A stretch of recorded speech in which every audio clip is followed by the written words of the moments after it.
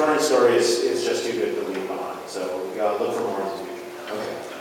We're working on it, definitely working on it to make sure that that story is good. Hello again. If I'm asking too much, please say so. Are there any plans at all to make an archetype? And when I say this, I mean only having one of these characters per account period that is able to pull from every single power pool, and you would have to tier it so it's not overpowered. But is there a plan to ever make this archetype?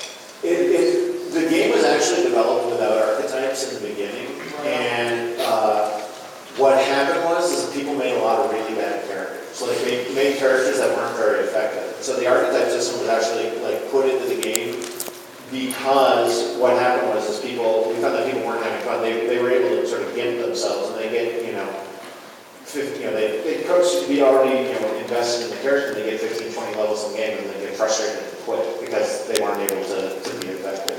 So it's something. Every time we've discussed it, we've been afraid of that experience for users. As an epic choice, that's an interesting idea.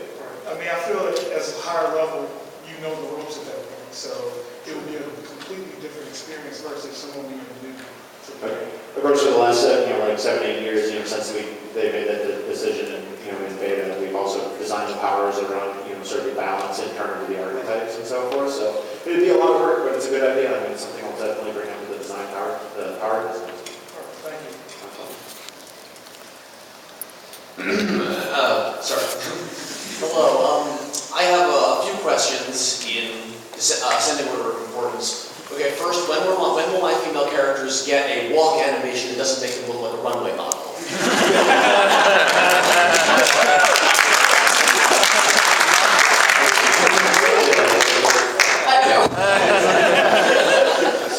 Noted. Second, and this, I think this does have a certain renewed relevance because they're adding all of these new powers that anybody can get for various purposes with the incarnate system. Are we ever going to get, well, I guess let's start there. Are the new incarnate powers, like the AoEs and the buffs, going to be power customizable, and are we ever going to get customizable epic pools? We are always looking to expand the power customization options. A lot of the challenge is in the UI.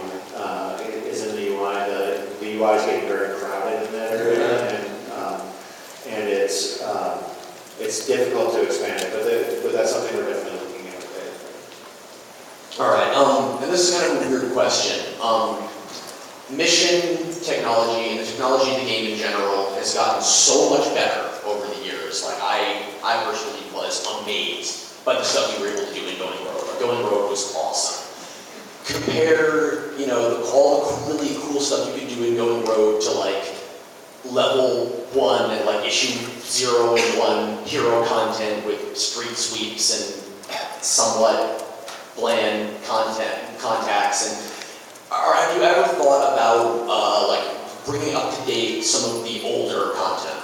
We'd love to. There are thousands of missions in the game, so it's like choosing the right ones. It's choosing the right ones and doing it in a way that doesn't sort of strand people who are halfway through content somewhere and so forth. So definitely something we're interested in. Fair enough. Thank you.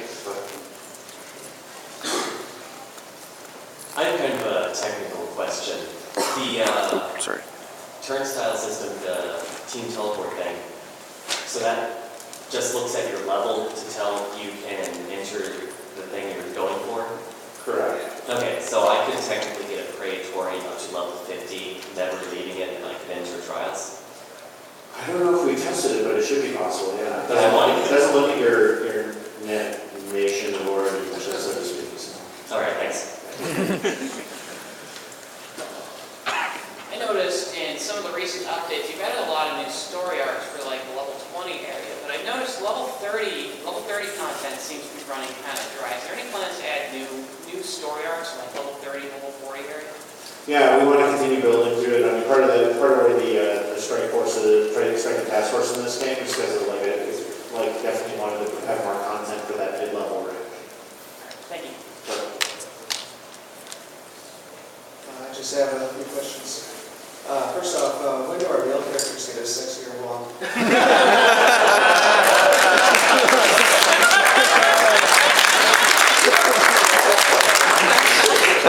They look a little stiff. Secondly, I know a long time past, there were rumors about having personal layers, kind of like miniature, tiny supergroup bases.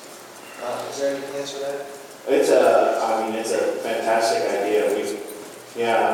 There's a lot of challenges there just in creating content for it and so forth. Like for all the stuff we're doing there, we're not doing levels and so forth. So it's a question of priority as well as some technological challenges because basically everyone's personal layer would be just another map that we're serving at the same time, which would impact performance. So we have to make sure we address that as well. But it is something. It's definitely sort of like a big wall of great ideas, and certainly in a game with a lot of customization options, it's something worth exploring. Thank you.